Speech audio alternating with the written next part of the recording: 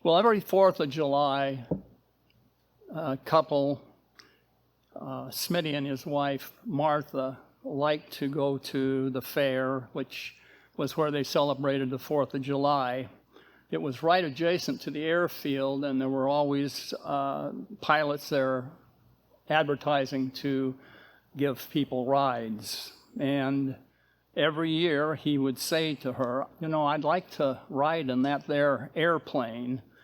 And she would reply, I know, but that there ride costs $10. And $10 is $10. Finally, when he turned 80, he said to her, you know, if I don't ride that airplane this year, chances are I'll never get another chance to do it. So, as usual, she said, their airplane ride costs $10, and $10 is $10. Well, the pilot happened to be standing nearby, and he overheard them talking, and he said, you know, folks, I'm willing to make you a deal. I've overheard what you were saying. I know you've never been up, and I tell you what I'll do. I'll give you both a ride on this condition.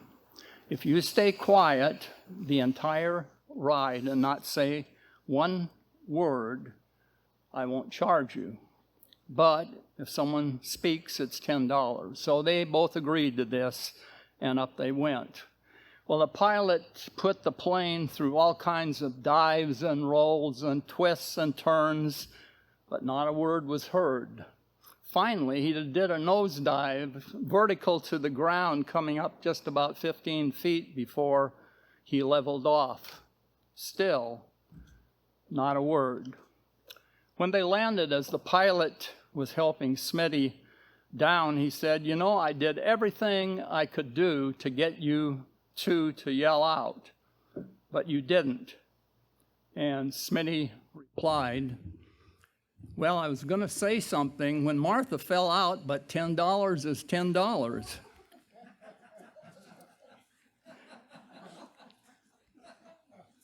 You know, when I read this, it reminded me of something that happened during one of our early feasts at Squaw Valley. My son and a friend of his, Stuart Fricky, who is the brother of Jeannie Williams, who Mike and Jeannie frequently come over and visit here, we were at Squaw Valley, and they wanted to see what it looked like from the air. So since it was a feast, I treated them by buying 2 tickets for an hour's sightseeing flight in a small plane. Now, Greg had flown in a Piper Cub before because he was interested in flying. But I believe this may have been Stuart's first flight. Anyway, nothing like happened to Smitty and Martha's experience happened on this flight, but when the plane landed and Stuart disembarked, his face was pallid, and he had this sickly green look on his face. You know, you've heard the expression, someone looks like death warmed over. Well, that would have been a good example of that. Greg later told me when we were talking about it that he'd frequently used the paper bags that as Stuart had during the flight. Now, frequently, when we run into either Stuart and his wife Ginger at the feast and we start talking, and you know, you'll start talking and reminiscing about feasts and things like that, that subject always comes up. He wasn't doing a lot of laughing on that particular afternoon, but now he gets a kick out of talking about it as well. Well, the feast is not all that far away, and you know, we're beginning to hear people talk about the plans they have, what they're going to do, where they're going to go. And so as that excitement begins to build, we all look ahead to that time. Meanwhile, we live in a society, and as Bob mentioned, that our society seems to be wired, and I don't know if it's attributable to the virus, but with a shorter fuse, people aren't as patient.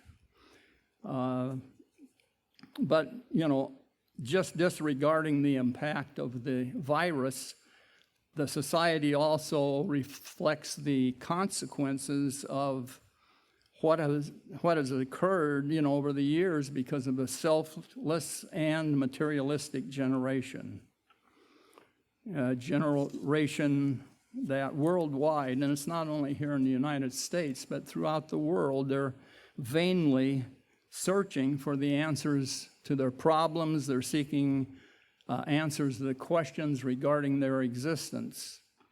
And I think in spite of the virus, we can all agree that we still live in a land that has been blessed physically more than any other people. And of course, Bob told us why, but that is changing. Our church, your church, my church, the United Church of God has been providing the answers to these questions, financed by the tithes and offerings of our members and co-workers. You're all familiar with first tithe and its use, so I'm not going to talk about that, but there's also the second tithe, which is quite important to us as we look ahead toward the feast, because that's used to finance our feast attendance every year.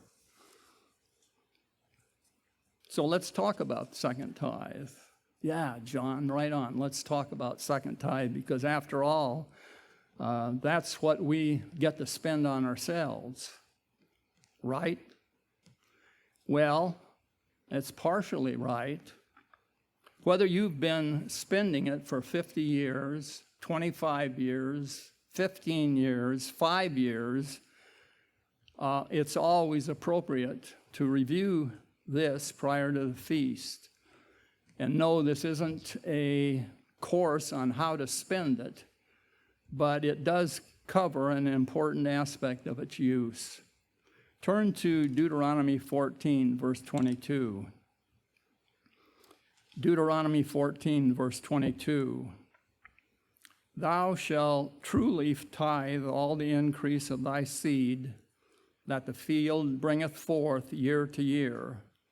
And thou shalt eat before the Lord thy God in the place where he shall choose to place his name.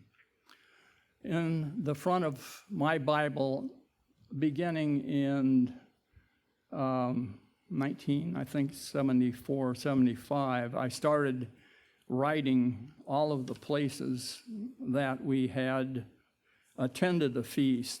And they ranged from as far east as India and Kenya to Hawaii and Thailand in the west, and numerous places in between, including a trip through the Panama Canal. Now, I'm positive if I hadn't been in the church, I probably wouldn't have visited any of these places.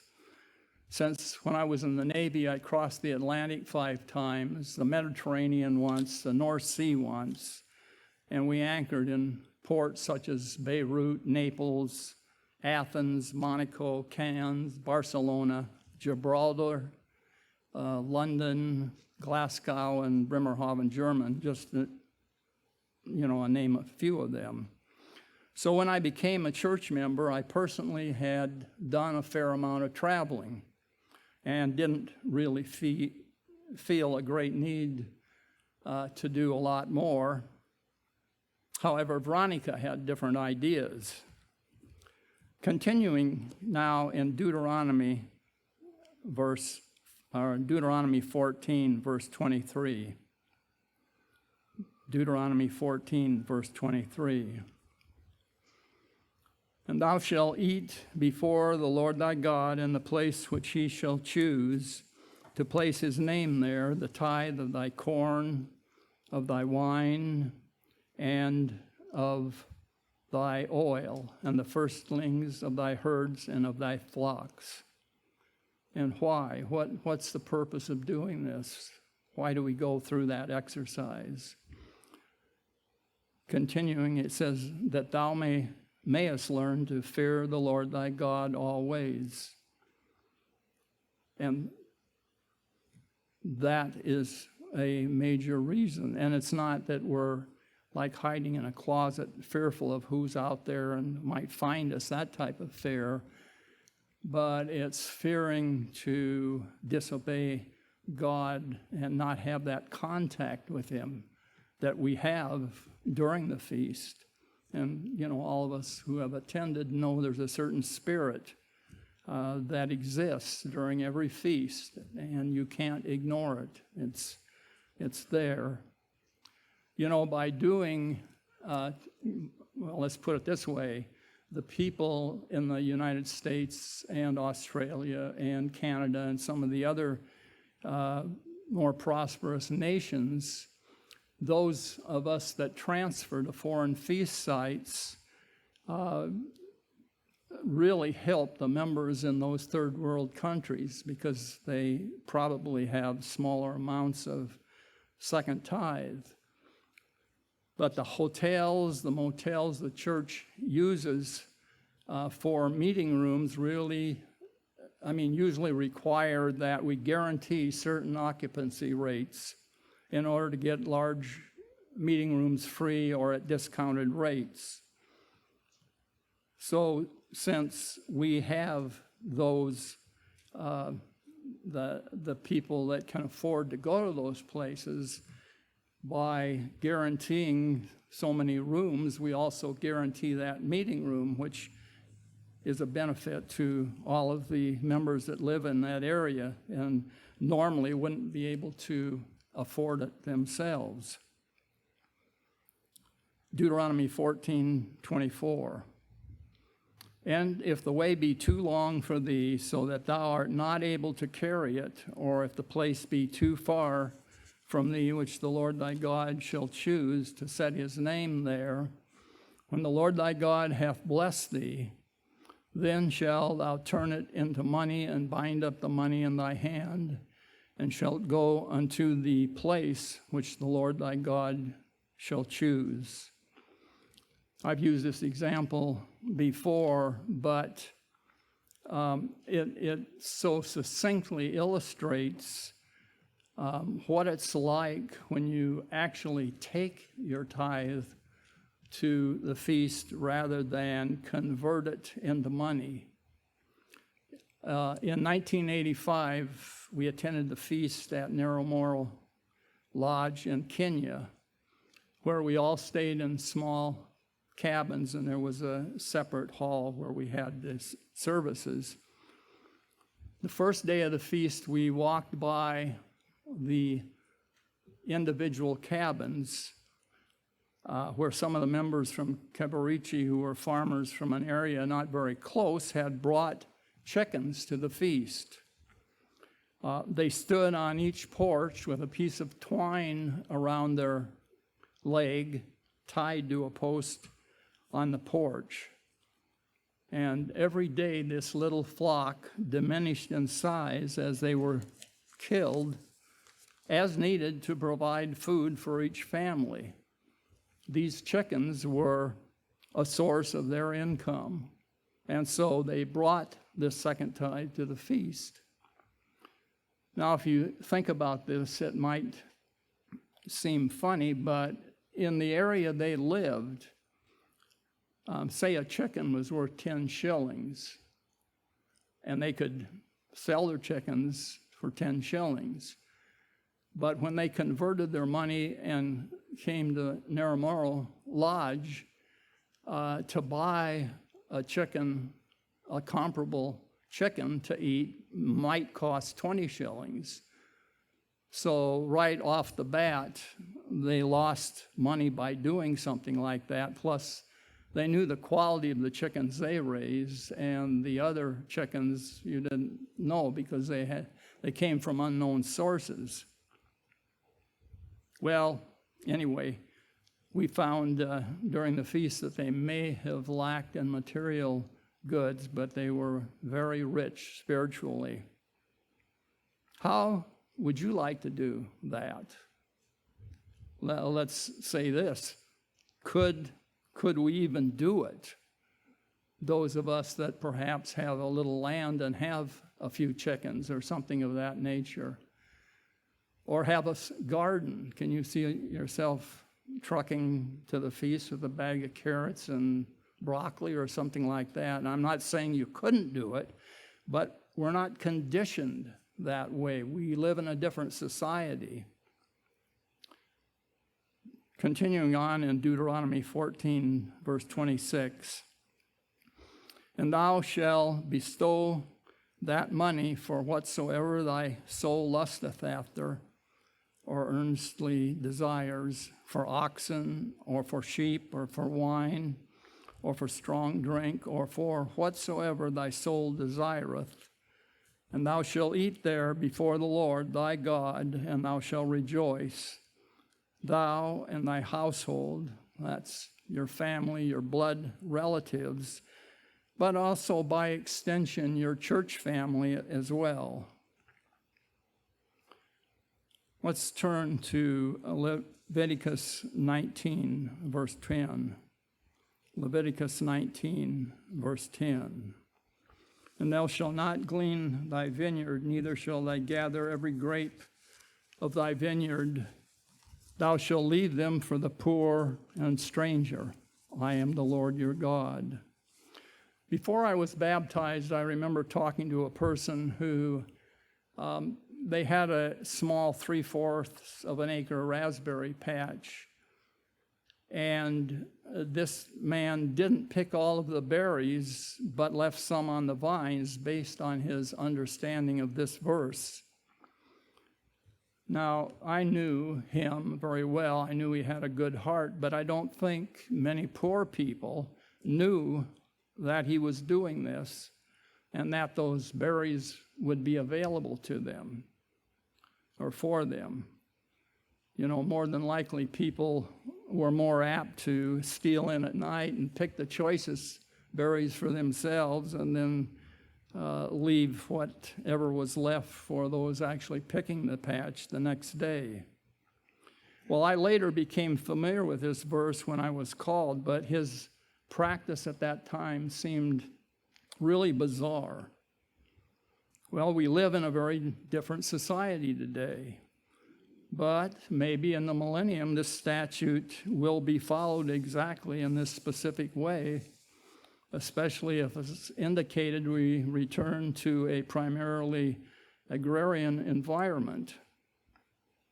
However, during our present age, it's far more efficient to harvest all of the produce that we are raising for farmers, and then from the sales distribute that money for the benefit of the poor. Deuteronomy 15, verse 7. Deuteronomy 15, verse 7.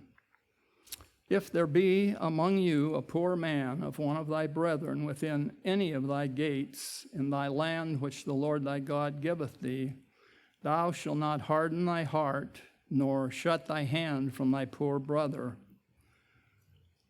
Dropping down to verse 11, for the poor shall never cease out of the land. Therefore I command thee, saying, thou shalt open thy hand wide unto thy brother, to thy poor and to thy needy in thy land. And so we hear about the poor always being with us, and that's written in several other places, which we'll look at as well. 1 Samuel 2, verse 7. 1 Samuel 2, verse 7. The Lord maketh poor and maketh rich. He bringeth low and lifteth up. He raiseth up the poor out of the dust and lifteth up the beggar from the dunghill, to set them among princes and make them inherit the throne of glory. For the pillars of the earth are the Lord's, and he has set the world upon them. And it shows there that you may be poor through no fault of your own. Now, if you go back to places in the Appalachians, there are families that for the second and third generation have all been receiving government assistance. Some because they're uneducated and they can't find jobs, and other just like that lifestyle. Well, I think I'll go fishing tomorrow, or maybe hunting the next day or something. And like I say, a lot of them have no options. But there are others who choose to ignore that, and they're looking for a handout. Anyway, Matthew 26, verse 11. Matthew 26, verse 11, where Jesus also says, "For you have the poor always with you, but me you have not always." And there he was talking about, spending time with his disciples while he was there. But that comment, "For you have the poor always," he recognized that. Well, the Bible concerns numerous references to the poor, so suffice it to say, we clearly are required to be concerned with their needs. Each year, and I'm going to read some of this actually from some of the documents the church furnishes, because it specifically goes over things in a way that I want to make sure that it's, that you hear it correctly. Each year, many faithful brethren contribute extra funds from their festival tithes so that other needy members can receive financial assistance they need to attend the feast. And this generosity helps people who otherwise wouldn't be able to go to the feast. The church recognizes that it has a responsibility to make sure that these contributions are distributed fairly and equitably. If you've faithfully served, or I should say saved your festival tithe, or if you have no tithable income and you still do not have enough to attend the feast this year, we will try to help where possible. The rubber meets the road in this process when we begin to evaluate the requests. So first we have to categorize them and then see how much excess second tithe has been turned in so we know how much we have to help. This is where those of you who are attending the feast come into the equation. If you have faithfully saved your second tithe and estimated what it will cost you to attend the feast, but still have some excess left over that you can donate, now is the time to give that to Rod Hall. And since he's not here, I'm sure he'll be here next week. Maybe he's down in that little cottage, I was going to say in the Bahamas, that he's spending the money to remodel, but that's not true. He's a good friend of mine, and I can get away with pulling his leg, especially since he's not here. Anyway, he's extremely conscientious when it comes to the administration of all the funds that he oversees, and to allay any concerns that any of you might have about them. All the requests for second tithe assistance are approved by Mr. Slocum. So once we know the amount of money available, we will then know how much we will be able to distribute to the brethren, and do this in an equitable manner, and also comply with IRS regulations that we have to adhere to. The church has delineated these guidelines which spell out the order in which these requests need to be evaluated. So here they are. Since a genuine need must be established for someone to qualify for charitable assistance, there are some situations that present valid reasons and others that do not. Valid reasons are for someone not having enough second tithe to attend, and they are unemployment, underemployment. That's for those who are engineers who have been laid off from their job and are flipping burgers at Burger King or Wendy's, and totally being underutilized, and not having saved a sufficient sum of money to finance feast attendance because of a recent understanding that God requires holy day and feast observances or observance. Without some unusual, highly unusual circumstances, negligence in setting aside the necessary funds to attend the feast will not meet the genuine need test. In addition, since there are often more requests than funds available, we must have a way of ranking the requests. And here is how assistance is distributed according to the order set out by the Home Office.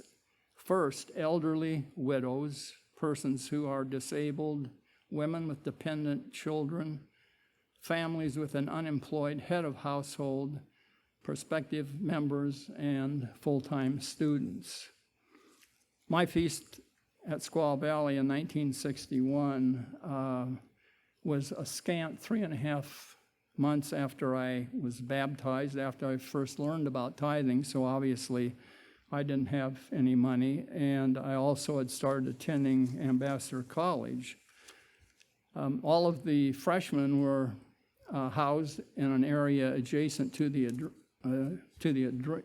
arena where services were held. We also ate in the cafeteria during the 8 days of the feast, so our expenses were very minimal. My wife had told her sister a few months before I was baptized that she might have to leave me because of this strange new religion I was practicing. And however, any reservations she was harboring at that time, she did attend the feast that year with our 6-month-old baby daughter.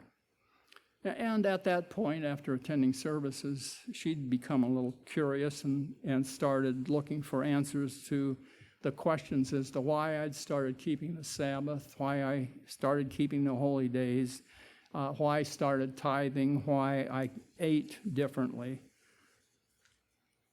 So anyway, the first feast was my first and only time I ever needed second tithe assistance, because the following 59 years, God has always blessed me with work or income, so I had enough second tithe.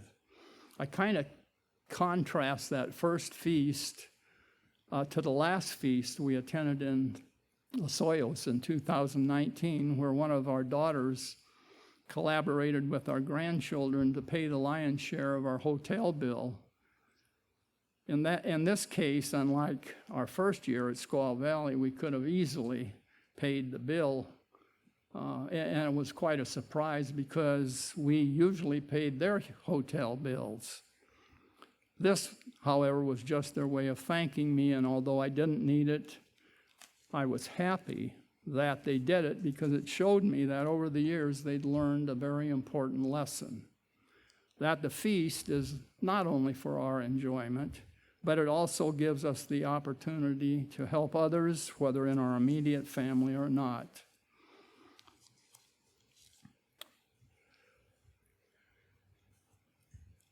So, if you are short of second tithe for the feast, see Rod Hall, or you can see me today to pick up a form to complete no later and return it no later than Sabbath on August 14th. All information on the form will be treated as confidential. And once again, if you have excess second tithe to help those in need, please give it to Rod Hall. Well, the feast is just ahead. Why don't you help make it the best feast ever for someone else? Because if you do, you have an excellent chance of making your feast the best feast ever as well.